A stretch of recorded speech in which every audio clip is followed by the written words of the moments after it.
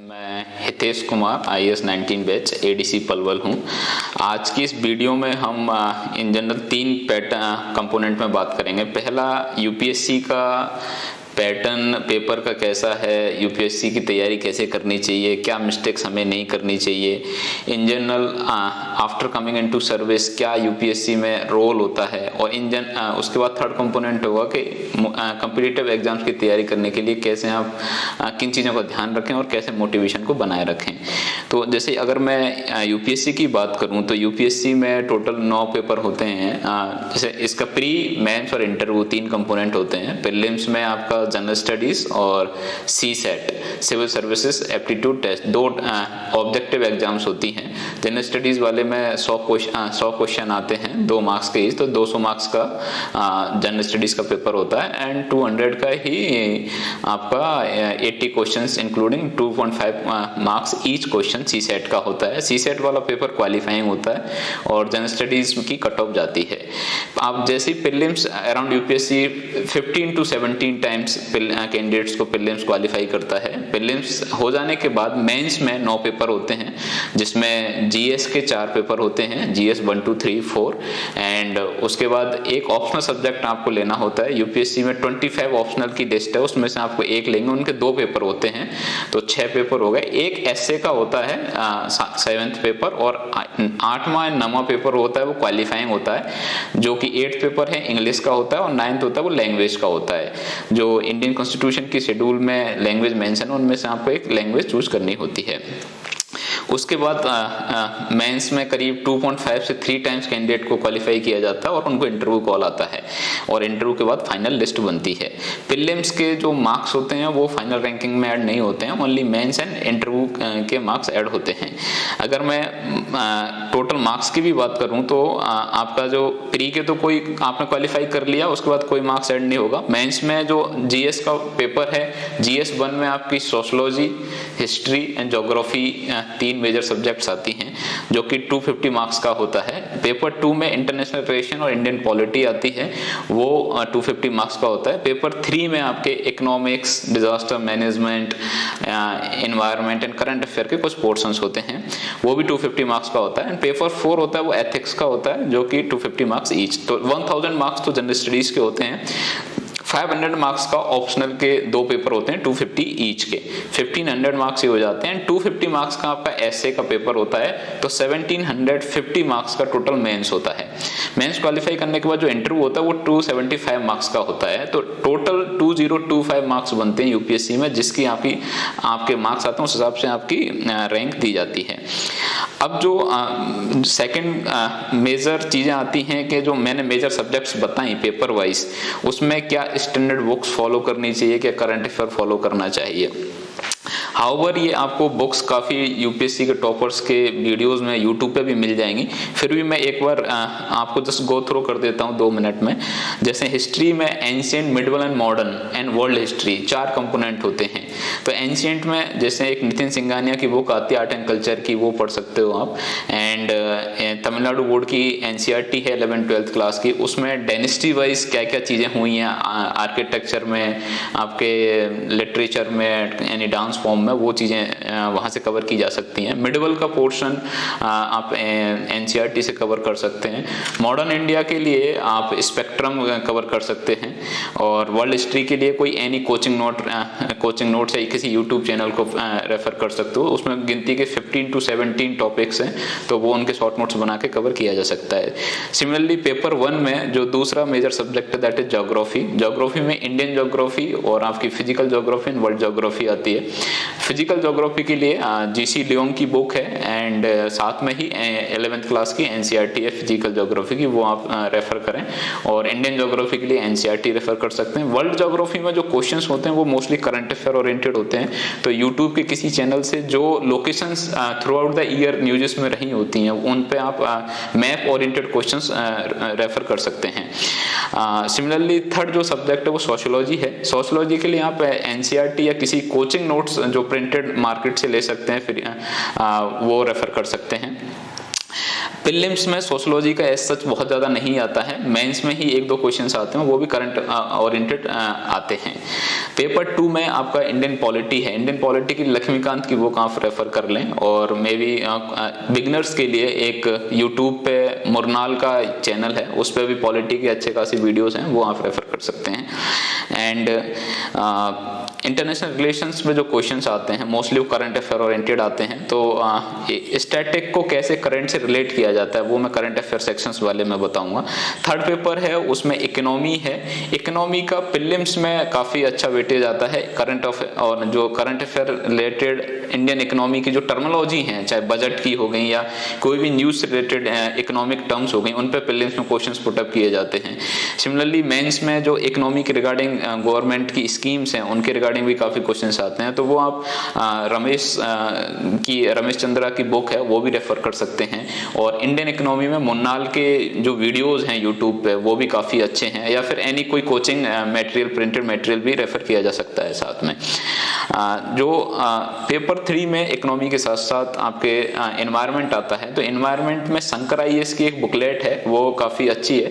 वो one book will be sufficient for the environment. And paper third में साथ साथ डिजास्टर मैनेजमेंट आता है, और करंट अफेयर के कुछ साइंस टेक के पोर्शंस आते हैं, वो करंट अफेयर ओरिएंटेड है, वो करंट अफेयर में कवर हो जाएंगे। पेपर 4 में एथिक्स है। एथिक्स की आप टर्मिनोलॉजी कवर कर लें किसी भी कोचिंग नोट से, उसके बाद टेस्ट सीरीज प्रैक्टिस करें, उसी से एथिक्स का सिलेबस कवर हो जाता है। उसमें 2 सेक्शंस होते हैं, सेक्शन 1 में कोटेशन ओरिएंटेड क्वेश्चंस होते हैं, और सेक्शन B में केस स्टडीज होती हैं। तो ये बुक्स की जो मैंने आपको लिस्ट दी है वो हम प्रिंटेड वर्जन में भी अवेलेबल करा देंगे। एट द सेम टाइम किसी भी टॉपर्स के वीडियो देखोगे तो वहाँ पे आपको यूट्यूब पे रिसोर्सेज भी मिल जाएंगे जो कि मोर और लेस सेम ही होंगे। अभी जो सेकंड पोर्शन है जिसमें मोस्टली क्वेश्चंस क्यूरियोसिटी रहती है बिगिनर्स के माइंड में, उनको मैं एड्रेस करूंगा। जैसे पहला हर कोई पूछता है कि क्या कोचिंग की जरूरत है UPSC या किसी भी कॉम्पिटिटिव एग्जाम की तैयारी के लिए, तो मैं कहूँगा कि कोचिंग की एज सच कोई खास ज़रूरत है नहीं।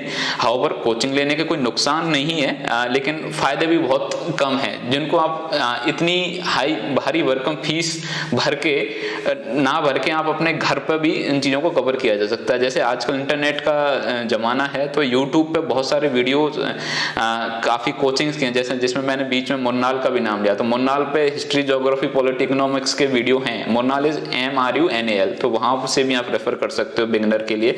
एक कोविड के टाइम पे काफ़ी सारे कोचिंग्स के रिकॉर्डेड वीडियोस आपको टेलीग्राम्स के UPSC ग्रुप से मिल जाएंगे, या मार्केट में वो बहुत ही 500-1000 रुपये में सारे जनरल स्टडीज़ के सारे वीडियोज़ अवेलेबल हो जाते हैं। तो वो आप टेलीग्राम चैनल से डाउनलोड करके अपने घर पे ही देख सकते हैं, कोई उसमें अलग से आपको कोचिंग ज्वाइन करने की जरूरत नहीं है। एंड साथ में ही कोचिंग के वीडियोस के साथ साथ आप स्टैंडर्ड बुक्स जरूर रेफर करें, जो कि मैंने आपको पहले मेंशन की थी। तो जो क्वेश्चन का आंसर है कि कोचिंग की बिल्कुल जरूरत नहीं है, आप इंडिया के किसी भी कोने में बैठ के 0 रुपए में UPSC की तैयारी स्टार्ट कर सकते हैं। सेकंड क्वेश्चन जो आता है कि हाउ टू कवर सिलेबस को कैसे कवर किया जाए।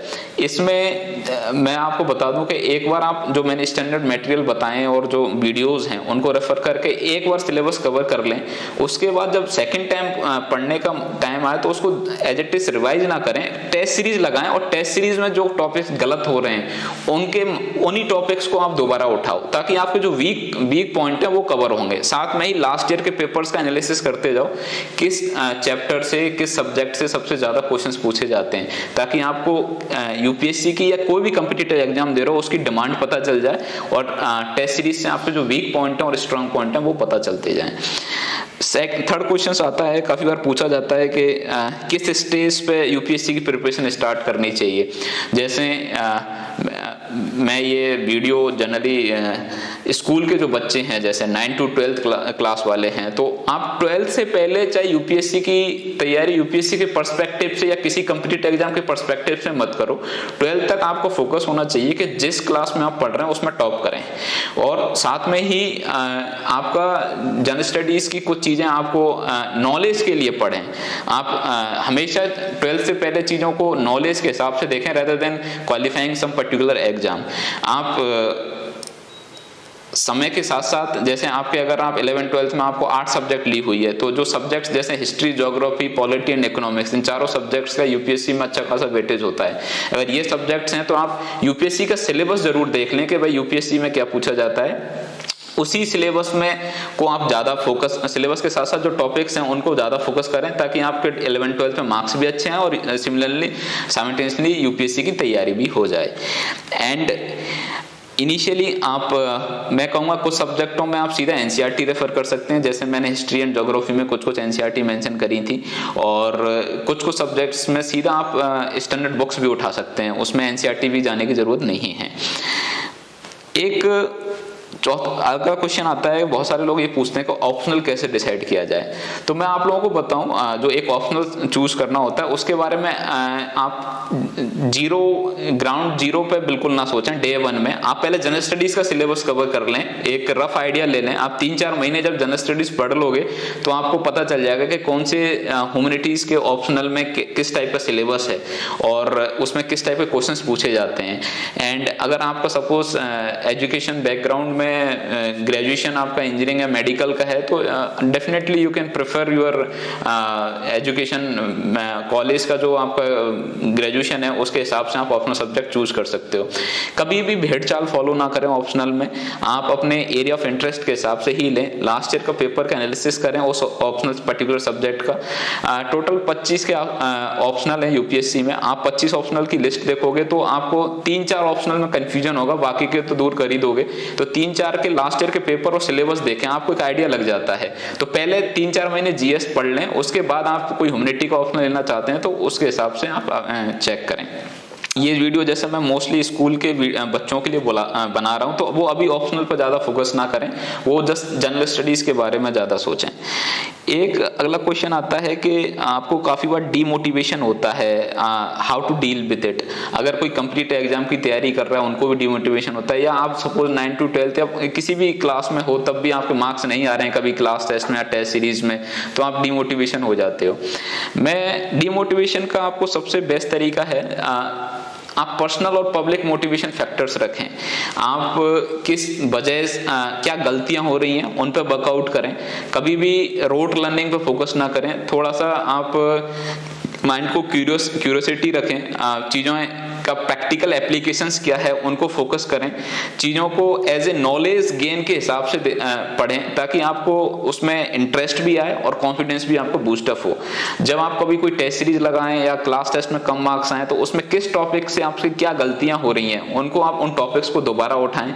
और हमेशा अगर आपकी रैंक अच्छी नहीं आती है तो there is always scope of improvement. मैं तो कहूँगा कि इवन जो टॉपर होते हैं उनको अपनी वीकनेस पता ही नहीं चलती है, लेकिन जो अगर 2nd-3rd रैंक आ रही है या आपके मार्क्स कम आ रहे हैं तो आपको पास स्कोप है इम्प्रूवमेंट करने का, तो उन पे आप वर्कआउट करें rather than having demotivation. And एक और है जो कि भाई हिंदी मीडियम के बच्चों के लिए यूपीएससी निकलना कितना मुश्किल है, कोई कॉम्पिटिटिव एग्जाम निकलना कितना मुश्किल है। मीडियम का इतना कोई खास रोल नहीं है। मैं पहले मानता हूं कि आज से 3-4 साल पहले हिंदी मीडियम के बच्चों के लिए काफ़ी करंट अफेयर्स रिलेटेड चीज़ें शायद कंटेंट मार्केट में अवेलेबल नहीं था। जैसे इंग्लिश मीडियम में काफ़ी अच्छे न्यूज़पेपर्स थे जो कि यूपीएससी की डिमांड के हिसाब से एनी कम्पिटिटिव एग्जाम की डिमांड को कंप्लीट करते थे, हिंदी मीडियम में नहीं था। बट आज की डेट में करंट अफेयर के जो मटेरियल्स हैं, चाहे वो किसी कोचिंग के मटेरियल हो गए या न्यूज़पेपर्स हो गए या कोई एनी मैगजीन्स हो गई, वो हिंदी मीडियम में भी अवेलेबल हैं। तो ये अगर आपकी थॉट है कि हिंदी मीडियम में निकालना मुश्किल है या रैंक अच्छी नहीं आएगी, तो वो मैं तो आज की डेट में उनको अपवाद ही बोलूंगा। अगर आपके पास कॉन्फिडेंस है और अगर राइट गाइडेंस है और आपने सही तरीके से एग्जाम की डिमांड को देखते हुए टेस्ट सीरीज लगा के अगर तैयारी की है, तो आप हिंदी मीडियम से भी बहुत अच्छी रैंक ला सकते हैं। राइटिंग का कितना बड़ा रोल होता है किसी भी कॉम्पिटिटिव एग्जाम में, चाहे भले आप यूपीएससी दे रहे हैं या एसएससी, बैंकिंग या टीचिंग या पुलिस या एनीथिंग, डिफेंस और एक्सेट्रा, उसमें टेस्ट सीरीज बहुत बड़ा रोल प्ले करता है। आप एक बार सिलेबस कंप्लीट करने के बाद टेस्ट सीरीज जरूर लगाएं, बिकॉज टेस्ट सीरीज से आपकी जो एग्जाम की नर्वसनेस है वो खत्म होती है, आपकी स्पीड इंप्रूव होती है, आपके जो वीक टॉपिक्स हैं वो पता चलता है। एंड कोई भी कोचिंग जो टेस्ट सीरीज बनाती है वो हमेशा लास्ट ईयर के पेपर्स का एनालिसिस करके ही उस टेस्ट सीरीज को बनाती है, तो वो उन टॉपिक्स को ज़्यादा फोकस करते हैं जो कि एग्जाम्स में बार बार पूछे जाते हैं। देयर इज अ डिफरेंस, जो बोलते हैं ना smart study and hard work में क्या डिफरेंस है, यही है। आप पूरे सिलेबस को इक्वली फोकस ना करें, जिन टॉपिक्सों में से ज़्यादा पूछा जाता है उन टॉपिक्स पर ज़्यादा फोकस करें। सपोज आप 9th या 10th की एग्जाम भी लिख रहे हैं तो 10th के आप लास्ट 10 ईयर्स के पेपर्स का एनालिसिस करें, उसमें जो टॉपिक्स ज़्यादा पूछे जाते हैं उन पर ज़्यादा फोकस करें, कम पूछे जाते हैं उन पर कम करें। ये तो अभी हम जो बात कर रहे थे वो यूपीएससी की तैयारी कैसे करनी चाहिए, क्या सिलेबस है, किन चीज़ों का आप तैयारी करते टाइम ध्यान रखें, वो चीज़ें मैंने मेंशन की हैं। अभी जो हमारा थर्ड सेक्शन है उस पे कि सिलेक्शन के बाद क्या चीज़ें होती हैं, ट्रेनिंग कैसे होती है, क्या पोस्ट होती हैं, क्या सर्विस में आने के बेनिफिट्स हैं, क्या लॉसेस हैं आपको। जैसे आप सेलेक्ट हो जाएंगे एज पर रैंक, आपकी सर्विस एलोकेशन हो जाती है और उसके बाद ट्रेनिंग आपकी होती है। पहले फाउंडेशन कोर्स होता है 3 महीने का, जो कि मसूरी में Lal Bahadur Shastri national academy of administration है, वहाँ पे होता है। एंड उसके बाद फेज 1 होता है जो कि प्रोफेशनल ट्रेनिंग बोलते हैं, वो सर्विस वाइज अलग अलग सेंटर्स पे चले जाते हैं। आईएएस की मसूरी में ही होती है, लवासना में, एंड आईपीएस की हैदराबाद में होती है, सरदार वल्लभ भाई Patel national police academy, and IRS की नागपुर में होती है, एंड ऑडिट अकाउंट की शिमला में होती है, फॉरेस्ट सर्विस की देहरादून में होती है, फॉरेन सर्विस की दिल्ली होती है। सिमिलर अलग अलग सर्विसेज की अलग अलग हैं। यूपीएससी में जब आप फॉर्म भरते हैं तो प्री एग्जाम निकल जाने के बाद आपके मेंस से पहले आपको डिटेल एप्लीकेशन फॉर्म भरना होता है। उसमें आपकी हॉबीज, आपके सारे एरिया ऑफ इंटरेस्ट, आपका एजुकेशन बैकग्राउंड, सारी डिटेल भरनी होती है आपको। एंड मेंस निकल जाने के बाद आपको आपकी सर्विस प्रेफरेंसेस और कैडर प्रेफरेंसेस देनी होती हैं। इंडिया में टोटल 26 कैडर्स हैं। ऑन एवरेज हर एक स्टेट को एक कैडर बना रखा है, लेकिन कुछ छोटे स्टेट्स को उन्होंने कंबाइंड मर्ज भी किया हुआ है, और यूटीज का एक अलग से एग्मोट कैडर है। तो आपकी रैंक और प्रेफरेंस के बेसिस पे आपको कैडर एलोकेशन होता है। रैंक के बेसिस पे सर्विस एलोकेशन होती है। सिविल सर्विसेज में अराउंड 20 के आसपास सर्विसेज होती हैं। आप जब डिटेल एप्लीकेशन फॉर्म भरते हैं तो आपकी सर्विस की प्रेफरेंस में जैसे IAS, IPS, foreign service, revenue service में इनकम टैक्स रेवेन्यू, दूसरी रेवेन्यू सर्विस में कस्टम है, custom central excise, audit and account service हो गई, सिविल अकाउंट्स हो गई, डिफेंस अकाउंट हो गई, रेलवे अकाउंट्स हो गई, इंडियन रेलवे ट्रैफिक सर्विस हो गई, आपकी पोस्टल सर्विस हो गई, इंफॉर्मेशन सर्विस हो गई। सिमिलरली इसी टाइप से ग्रुप ए और ग्रुप बी की टोटल 20 के आसपास सर्विसेज हैं जो कि सिविल सर्विसेज में सेलेक्ट होने पर एज पर योर रैंक और एज पर योर प्रेफरेंस आपको अलॉट की जाती है। अब हम बात कर रहे थे कि प्रोफेशनल ट्रेनिंग में सब लोग अपने अपने सेंटर्स में जाएंगे, तो मैं अगर आईएएस की बात करूं तो 3 महीने का फाउंडेशन कोर्स और 9 महीने का आपका प्रोफेशनल ट्रेनिंग फेज 1 होता है। टोटल 1 ईयर की ट्रेनिंग एकेडमी में होती है। उसके बाद जो आपको कैडर एलोकेट होता है उसमें आप डिस्ट्रिक्ट ट्रेनिंग के लिए आ जाते हैं। 1 साल की डिस्ट्रिक्ट ट्रेनिंग होती है। एंड जैसे मैं आपको मेरे केस में बात करूं तो मेरे को हरियाणा अलॉट हुआ था, तो मैं हरियाणा में एक पर्टिकुलर डिस्ट्रिक्ट गुड़गांव में मेरी डिस्ट्रिक्ट ट्रेनिंग हुई थी। उसमें आपको एक एक महीने के लिए आपको डिफरेंट चार्जेस दिए जाते हैं, जैसे एसडीएम हो गया, बीडीओ हो गया, तहसीलदार हो गया, पुलिस के साथ अटैचमेंट हो गए, जुडिशरी के अटैचमेंट्स हो गए, आपको अपने स्टेट के बारे में भी बताया जाता है। उसके बाद आपका full fledge independent charges start हो जाते हैं। जैसे ये 1 year in academy, 1 year in district, 2 year की ट्रेनिंग कंप्लीशन हो जाने के बाद आपको एक MA in public administration from JNU की डिग्री दी जाती है। उसके ट्रेनिंग के फाउंडेशन कोर्स के हो जाने के बाद आपके कुछ पेपर्स होते हैं वो आपको निकालने होते हैं, और फेज 1 के बाद कुछ पेपर्स होते हैं। जैसे ट्रेनिंग में जो चीज़ पढ़ाई जाती है उसी का एवेल्यूशन होता है वो। सिमिलरली आपकी डिस्ट्रिक्ट ट्रेनिंग हो जाने के बाद भी आपको कुछ आपकी रिपोर्ट सबमिट करनी होती है कि डिस्ट्रिक्ट में आपने क्या सीखा। उसके बाद 1 महीने का फेज 2 होता है, वापस आप एकेडमी में जाते हैं। तो foundation course, phase 1, district training और फेज 2, इन चारों को मिला के आपकी पूरी ट्रेनिंग कंप्लीट हो जाती है आफ्टर 2 ईयर। ट्रेनिंग कंप्लीशन हो जाने के बाद 3 महीने की आपकी असिस्टेंट सेक्रेटरीशिप होती है, जो कि आपको पार्लियामेंट में कोई एक मिनिस्ट्री अलॉट होती है, उसमें आप असिस्टेंट सेक्रेटरी की पोस्ट पे 3 महीने काम करते हो। उसके बाद जब आप डिस्ट्रिक्ट में दोबारा आते हो देन आप फुल प्लेस चार्ज आपको दिए जाते हैं। जैसे 1 से 1.5 साल आपको एसडीएम की पोस्टिंग दी जाती है, देन एक किसी इंडिपेंडेंट सब डिवीजन में। उसके बाद कैडर टू कैडर थोड़ा सा पोस्टों का एलोकेशन बदल जाता है। हरियाणा की बात करूं तो एसडीएम के बाद एडीसी की पोस्टिंग दी जाती है। काफ़ी स्टेट्स में आपको सीओ जिला परिषद की पोस्ट भी दी जाती है, या इवन जॉइंट डेवलपमेंट ऑफिसर्स की बात दी जाती है।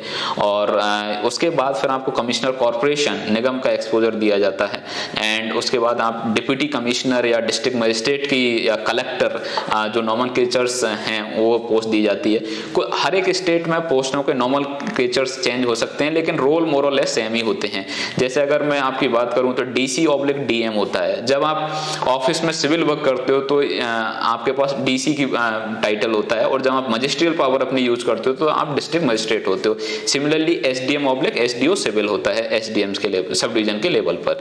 एंड जब आप DC के बाद आपकी फील्ड पे कुछ और भी पोस्ट होती हैं, उन पे भी आपको रखा जा सकता है। उसके बाद आपको सचिवालय में, और आफ्टर 12 to 15 ईयर्स आप फिर सचिवालय में चले जाते हैं, और वहां पे आपका जो रिमेनिंग ड्यूरेशन पीरियड होता है वहां पे आपको सर्व करना होता है। हाउएवर ये सरकार पे डिपेंड करता है, ये आपको फील्ड में भी कभी भी किसी भी स्टेज पे अगर आपकी लेवल के हिसाब से आपकी वो है तो आपको भेजा जा सकता है। काफी हाँ, अभी हम बात करेंगे कि सर्विस में आने के बाद आपके क्या पर्क्स एंड अलाउंसेस होते हैं। जैसे जब आप फील्ड पोस्टिंग पे आते हो तो आपको सैलरी स्टार्ट होती है आपकी 5400 ग्रेड पे से, एंड साथ में ही आपको रेजिडेंस मिलते हैं, आपको हाउस में स्टाफ मिलता है आपके लिए, हाउस हेल्प के लिए cook and cleaning staff and drivers and gunmans. And एक जो हम बात करते हैं कि आईएएस में इनिशियली फेज में आपको शायद सैलरी इतना ना मिले, लेकिन एक जो सेटिस्फेक्शन है सर्विस में आने के बाद लोगों की हेल्प करने का, वो जरूर मिलता है। मैं आपको बताऊं तो जनरली समटाइम ये क्वेश्चंस बहुत बार पूछा भी जाता है इंटरव्यूज में कि आईएएस ही क्यों किया, आईएएस क्यों या यूपीएससी ही क्यों ऑप्ट किया। यूपीएससी के जो ऑल इंडिया सर्विसेज हैं, जैसे आईएएस हो गया, आईपीएस हो गया, इंडियन फॉरेस्ट सर्विस हो गया, 3 ऑल इंडिया सर्विस होती हैं हमारे देश में। ऑल इंडिया सर्विस में आप एक डिस्ट्रिक्ट को कमांड करते हो, आपके जुरिडिक्शन में पूरा डिस्ट्रिक्ट आता है, जिसके जितने भी डिपार्टमेंट हैं वो आपके अंडर होते हैं। आईएएस मोस्टली एडमिनिस्ट्रेशन के लिए रिगार्डिंग देखते हैं, एंड आईपीएस पुलिस में लॉ एंड ऑर्डर के रिगार्डिंग देखते हैं। फॉरेस्ट वाले जो फॉरेस्टेशन है और उनसे रिलेटेड चीजें, एक्टिविटी हैं, उनमें देखा जाता है। तो हम जो बात कर रहे थे कि आईएएस ही क्यों, आईएएस में आपका जो डाइवर्सिफिकेशन ऑफ वर्क है वो इतना ज्यादा है कि आपको डे 1 से टिल योर रिटायरमेंट आपकी मेंटली ग्रोथ होती है। डेली बेसिस में आप नई नई चीजें सीखते हैं। फॉर एग्जांपल एक जिले में करीब 35 से 40 डिपार्टमेंट हैं, वो आपके अंडर आते हैं। जब आप उनकी रिव्यू मीटिंग्स लेते हैं, आप उनकी स्कीम्स के इंप्लीमेंटेशन के बारे में जानते हैं, तो आप बीइंग, जैसे मैं उदाहरण दूं तो मैं आईआईटी से टेक्निकल ग्रेजुएट हूं, और मैं जब हेल्थ की कोई मीटिंग लेता हूं तो काफ़ी उसमें मेरे को हेल्थ के बारे में पता चलता है। ऐसी एग्रीकल्चर की लेता हूं तो एग्रीकल्चर के बारे में पता चलता है। तो आपको डेली बेसिस पे कुछ ना कुछ सीखने को मिल रहा है, लाइफ आपकी मोनोटोनस नहीं होती। सेकंड जो रीजन है आईएएस में आने का, आपको आपके जो सिग्नेचर का इम्पैक्ट है, जो आप पॉलिसी इंप्लीमेंट कर रहे हैं, उससे जो लोगों की लाइफ में जो चेंजेस हो रहा है वो डायरेक्ट इम्पैक्ट होता है। वो इम्पैक्ट आप होते हुए देख सकते हैं। आपको आप जैसे किसी और जॉब में है तो आपका जो, जैसे इंजीनियर हैं तो आप रोड बना रहे हैं या बिल्डिंग बना रहे हैं, उसका भी इम्पैक्ट है कहीं ना कहीं, लेकिन वो बहुत इनडायरेक्ट है। और आईएएस में जैसे आपने किसी की अगर पेंशन लगाई तो उसकी जिस दिन से पेंशन लगना स्टार्ट होगी, उसकी जो बेसिक नीड्स हैं वो कंप्लीट होना स्टार्ट हो जाएंगे। तो वो चेंजेस आप देख सकते हो। एंड जो आपकी फाइनेंशियल अथॉरिटी है, एडमिनिस्ट्रेटिव अथॉरिटी है, आईएएस में वो आपको बाय वर्च्यू ऑफ पोस्ट दी जाती है, ताकि आप जो प्लान कर रहे हो, जो इनिशिएटिव आप सोच रहे हो, जो चेंज आप समाज में लाना चाहते हो, वो अथॉरिटी आपकी कलम में है, तो वो आप चेंज ला सकते हो। तो ये 2 या 3 रीजंस हैं जिसकी वजह से आई तो really like this post. And अब हम बात करेंगे कि मैं काफ़ी बार बच्चों से जब इंटरेक्ट करता हूं तो उनमें मोटिवेशन नहीं होता है। वो उनसे अगर पूछें कि आप आईएएस क्यों नहीं बनना चाहते हो, तो उनका सिंपल सा जवाब होता है कि मेरे से आईएएस नहीं निकलेगा। हाउएवर उन्होंने कभी यूपीएससी का सिलेबस भी नहीं देखा होता है, और उनको कभी कोई अटेम्प्ट भी नहीं लिखा होता है। तो एक तो सबसे पहली बात, किसी भी कॉम्पिटिटिव एग्जाम को निकालने के लिए आप कॉन्फिडेंस रखें। अगर आपके पास कॉन्फिडेंस है तो 50% एग्जाम की तैयारी आपकी वहीं हो जाती है। उसके बाद आपको सिंसियरिटी और डेडिकेशन की जरूरत होती है, ताकि आप सिलेबस पूरा से कंप्लीट कर लें और उसकी टेस्ट सीरीज लगा लें ताकि उसमें से जो आपकी मिस्टेक्स हैं वो फाइंड आउट हो जाएं, जो एग्जाम का प्रेशर है, नर्वसनेस है, वो खत्म हो जाए और आपकी फर्स्ट अटेम्प्ट में ही अच्छी रैंक के साथ इन हो। मैं आपको एक छोटी छोटी बातें बताना चाहूँगा मोटिवेशन के रिगार्डिंग। आप जैसे लाइफ में सपोज क्लर्क बनना चाहते हैं, एलडीसी की एग्जाम की तैयारी कर रहे हैं, तो आप एक कोई ऐसा तो नहीं है कि छोटी एग्जाम है तो उसके लिए आप 2 घंटे पढ़ेंगे, आप अपना 100% ही देंगे। जब आपको 100% ही देना है तो आप देश की सबसे बड़ी एग्जाम के लिए तैयारी करो। आप जब अपना 100% दोगे और आप सिलेबस को सही से देख के और टेस्ट सीरीज के साथ प्रॉपर गाइडेंस से तैयारी करोगे तो आप फर्स्ट अटेम्प्ट में अच्छी रैंक लाओगे। मैं आपको बता दूं कि बहुत सारे बच्चे ऐसे हैं जो निकाल सकते हैं इस एग्जाम को, बस जरूरत है तो उनको राइट गाइडेंस की। आज की डेट में आपको सब कुछ ऑनलाइन अवेलेबल है, आप किसी भी कोने में कहीं पे भी बैठ के जो मैंने सोर्सेस बताए उनको फॉलो करके आप इस एग्जाम को निकाल सकते हैं। हमेशा से जब तैयारी करो तो एज ए टॉपर की तरह तैयारी करो। रिजल्ट चाहे जो भी हो वो बात की बात है, लेकिन रिजल्ट आने से पहले आप उस एग्जाम के टॉपर हो और उसी हिसाब से तैयारी करो आप। एंड बोलते हैं ना, सपने वो नहीं होते जो कि हम सोते हुए देखते हैं, सपने वो होते हैं जो आपको सोने ना दें। तो आप सपना सबसे बड़ा देखें। आपको अगर आईएएस बनना है या पीएम बनना है या सीएम कुछ भी बनना है आपको, तो आप अगला जन्म तो नहीं लोगे, इसी जन्म में आपको कवर करना है। तो उसके लिए आपने सपना देख लिया। अब सपोज आपने आईएएस बनने का सपना देखा तो उसका सिलेबस क्या होता है वो पता करो, उसके पेपर्स कैसे होते हैं, उसकी डिमांड, एग्जाम की डिमांड क्या है, लास्ट ईयर के पेपर्स में कैसे क्या क्या चीजें पूछी गई थी, उसमें आप टेस्ट सीरीज लगाएं और उसके बाद आप डेफिनेटली एक अच्छा रिजल्ट आएगा। तो अगर आप सिंसियर हैं, डेडिकेटेड हैं, कॉन्फिडेंस हैं, तो आप लाइफ में कोई भी एग्जाम निकाल सकते हैं। एंड बहुत बार आपको ऐसा लगता है कि एक मोटिवेशन, जब मेरे टेस्ट में कम नंबर आ जाते हैं, तो आप हमेशा पर्सनल मोटिवेशंस को याद रखो कि आपने इस एग्जाम में या आने के लिए क्या वजह थी आपकी आने की। मैं आपको बताऊं, मेरे को हर चीज में जब मैं तैयारी कर रहा था तो एक ऐसी स्टेज आ गई थी कि हर एक चीज में मोटिवेशन मेरे को दिखता था। आप सपोज किसी पब्लिक फंक्शन में गए, आप सबसे पीछे खड़े हुए हैं अपने पेरेंट्स के साथ, तो आपका वहां मोटिवेशन होगा कि मैं एक ऐसे काम करूं ताकि मेरे पेरेंट्स को चीफ गेस्ट या फर्स्ट रो में बैठने का मौका मिले। आप public service, suppose public place पे हो, कहीं पे आप रेलवे स्टेशन पे हैं, बस स्टैंड पे हैं, आप देखते हैं काफी सारे लोग, इतने गरीब लोग हैं, वनरेबल सेक्शंस हैं, जिनको आज शाम का खाना मिल गया तो सुबह के खाने का पता नहीं है। तो आप उनके लिए कुछ करना चाहते हैं, बट आपके आइडियाज अच्छे हैं, बट आपकी पॉकेट में पैसे नहीं है उनकी हेल्प करने के लिए। तो आपके पास ये सबसे बेस्ट मौका होता है आईएएस में आके। आपकी गवर्नमेंट की स्कीम्स हैं, फाइनेंशियल ऑथोरिटी है, आप अपने सिग्नेचर से उनकी हेल्प कर सकते हो। तो ये आपके पब्लिक मोटिवेशन हो सकते हैं। मतलब ये हर एक के अपने मोटिवेशन फैक्टर्स होते हैं। मैं कुछ आपको इन जनरल शेयर कर रहा हूं जो मेरी जर्नी में मुझे हेल्प किए थे। मैं जैसे आपको बताऊं, मेरा एक इंसिडेंट है जिसमें मेरे टेस्ट सीरीज में कम मार्क्स आ रहे थे, तो मेरे का डीमोटिवेशन हो रहा था। तो मेरे पेरेंट्स, मैं दादाजी मेरे किसान हैं, तो मैंने उन्होंने मुझसे एक बार पूछा कि क्यों बेटा, क्यों आपका मुंह लटका हुआ है, क्या तैयारी सही नहीं चल रही है? तो मैंने उनको बताया कि मेरे टेस्ट में अच्छे नंबर नहीं आ रहे। तो उन्होंने कहा कि मैं किसान हूँ, मैं कोई क्रॉप उगाता हूँ, अगर वो नष्ट हो जाती है इसका मतलब मैं बैठ नहीं जाता, मैं दोबारा हल से खेत जोत के और दोबारा फसल उगाता हूँ। तो ऐसी आप जो कमजोरियां, आपकी वीकनेस हैं, उन पर फोकस करके दोबारा टेस्ट लिखो, अच्छे मार्क्स आएंगे। और डेफिनेटली मैंने सेम वही किया और मेरे मार्क्स अच्छे आए।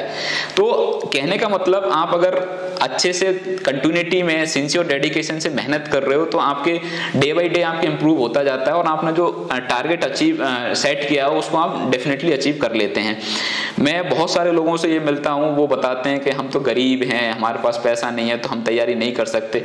मैं आपको बता दूं, आप अगर कॉन्फिडेंस रखते हैं तो पैसा कभी भी आपके बीच में नहीं आएगा। आप सिंसियर हैं, डेडिकेशन के साथ तैयारी कर रहे हैं तो आप मनी आपके बीच में नहीं आएगी। आप, एक बोला जाता है ना कि आप गरीब घर में पैदा हुए हैं, इसमें आपकी कोई गलती नहीं है, because you can't decide your parents.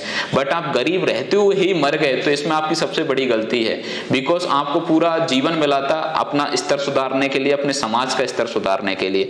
तो आज की डेट में, जब मैंने जैसे बताया कि कोचिंग की वीडियो भी इंटरनेट पे अवेलेबल हैं, आपको स्टैंडर्ड बुक्स अवेलेबल हैं, आपको जो खर्चा आएगा तो वो बस बुक्स खरीदने का खर्चा आएगा। वो भी बहुत सारी ऑनलाइन साइट्स हैं जिन पे आपको soft copy free of cost मिल जाती है टेलीग्राम्स ग्रुप्स पे, तो आपको इवन वो भी खर्चा करने की जरूरत नहीं है। टेस्ट सीरीज भी आपको ज्वाइन करने की जरूरत नहीं है, मार्केट से टेस्ट सीरीज प्रिंटेड मटेरियल में मिल जाता है। जैसे मैं किसी भी ऑब्जेक्टिव एग्जाम की बात करें, एसएससी या यूपीएससी या कोई एनीथिंग, उसका आप दिल्ली में या एनी जहां पे कोचिंग सेंटर्स हैं वहां पे आप प्रिंटेड मटेरियल मिल जाएगा आपको। टेलीग्राम्स के इन ग्रुप्स पे आपको ऑनलाइन सॉफ्ट कॉपी मिल जाएगी, उनकी प्रिंट निकाल के आप अपने से टेस्ट लगा के उनका जो मॉडल्स आंसर्स होते हैं उनसे कंपेयर कर सकते हैं अपने आंसर्स, चाहे वो ऑब्जेक्टिव के प्रीलिम्स हो या सब्जेक्टिव के मेंस के पेपर्स हो। आप मॉडल आंसरों से अपने कंपेयर करें और अपनी जो गलतियां हो रही हैं उन पर वर्कआउट करें। जो ये कोचिंग्स हैं जो टेस्ट सीरीज सारा कुछ तैयार करके देती हैं, ये जब आपको फ्री ऑफ कॉस्ट में अवेलेबल हो रही हैं तो उनका यूज करें। आपको जस्ट स्पून फीडिंग करनी है, उन्होंने आपको सारी चीजें तैयार कर दी हैं, उनकी टीम वर्कआउट करती है, तो आप उस चीज को सीधा यूज करें और अपने अच्छे मार्क्स लाएं। एक जो जनरली थॉट आता है कि मेरे से तो नहीं हो पाएगा बीच बीच में and due to different reasons, तो मैं आपको बता दूं कि अगर आप में आप कॉन्फिडेंस रख रहे हैं और मैंने जो सोर्सेस बताए हैं उनके माध्यम से करोगे तो ये एग्जाम बहुत ही आसान है। लोगों ने इस एग्जाम को बहुत हाइप कर दिया है। मैं ये नहीं कहता कि कंपटीशन नहीं है, बिकॉज बहुत सारे सिंसियर कैंडिडेट इस एग्जामों की तैयारी कर रहे हैं, तो कंपटीशन है। बट आप अगर राइट गाइडेंस के साथ, सिंसियर डेडिकेशन के साथ करोगे और जो रिसोर्सेज बताए हैं उनसे करोगे तो डेफिनेटली इस एग्जाम को निकाल लोगे। अभी के इस स्टेज पे आप सपोज मूवी भी देखते हैं कोई, तो इस टाइप की डॉक्यूमेंट्री या फिर बायोपिक मूवीज देखें। जैसे आप महात्मा गांधी जी पे कोई मूवी बनी है, सरदार पटेल पे कोई बनी है, भगत सिंह पे जो मूवी बनी है, या फिर जैसे RSTV का एक संविधान करके टीवी सीरीज है जो उसमें 10 एपिसोड में बता रखे हैं कि कैसे संविधान को बनाया गया, डिफरेंट आर्टिकल्स कैसे रखे गए, उसमें क्या अमेंडमेंट्स कैसे किए गए। एंड साथ में एक भारत की खोज करके है जिसमें पूरा इंडस वैली सिविलाइजेशन से लेके आज की डेट तक का सारा कुछ है।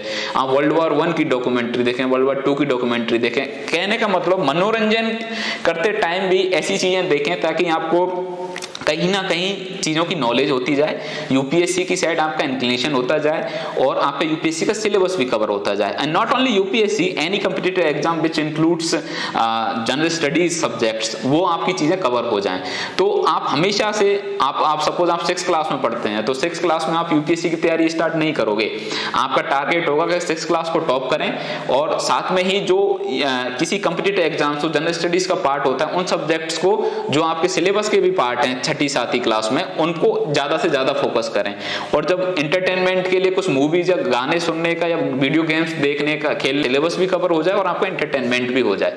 मैं आपको बता दूं, आप अगर एजुकेशन से भागोगे तो आपको पढ़ाई काटने को दौड़ेगी, लेकिन एक आपका स्केड्यूल बना लोगे, हमेशा से तैयारियां शेड्यूल बना के करो। एक टाइम टू टाइम आपको इतने बजे जगना है, उसके बाद आपको स्कूल जाना है, फिर होमवर्क करना है, इतने पे रिवीजन करना है। 24 घंटे, हर किसी के पास 24 घंटे होते हैं।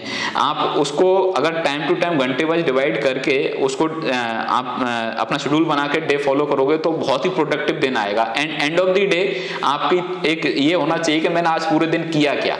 ये आप अगर इस टाइप की आप लाइफस्टाइल फॉलो करते हैं एंड साथ में ही sports and extra curricular activities पे भी फोकस करें, no doubt in that, and but academics should not be compromise on cost of that. And आप अगर इस टाइप की थिंकिंग रखोगे तो आप डेफिनेटली चाहे लाइफ में किसी पोस्ट पे जाएं या ना जाएं, लेकिन एक अच्छे इंसान बनोगे। और यूपीएससी, मैं तो आप सबको बताना चाहूंगा कि यूपीएससी की एग्जाम की तैयारी जरूर करें, बिकॉज इसका जो सिलेबस है वो इतना हॉलिस्टिकली डिजाइन किया हुआ है कि हर एक सब्जेक्ट की कुछ ना कुछ पार्ट्स को, कंपोनेंट को इंक्लूड करता है। तो जब आप यूपीएससी की एग्जाम की तैयारी करते हैं, चाहे आपका सिलेक्शन ना हो, लेकिन आप एक नॉलेजेबल पर्सन बनते हैं, so that you can participate at any public platform, because आपको हर एक चीज के बारे में कुछ ना कुछ पता होता है। वो एक आपको अच्छा इंसान बनाता है। तो बस अगर मैं समराइज करूं इन चीजों को, तो अगर आप कॉन्फिडेंस रखते हैं और आपको राइट गाइडेंस के साथ, सिंसियरिटी एंड डेडिकेशन के साथ अगर इस एग्जाम को तैयारी करते हैं तो definitely you can be the topper of this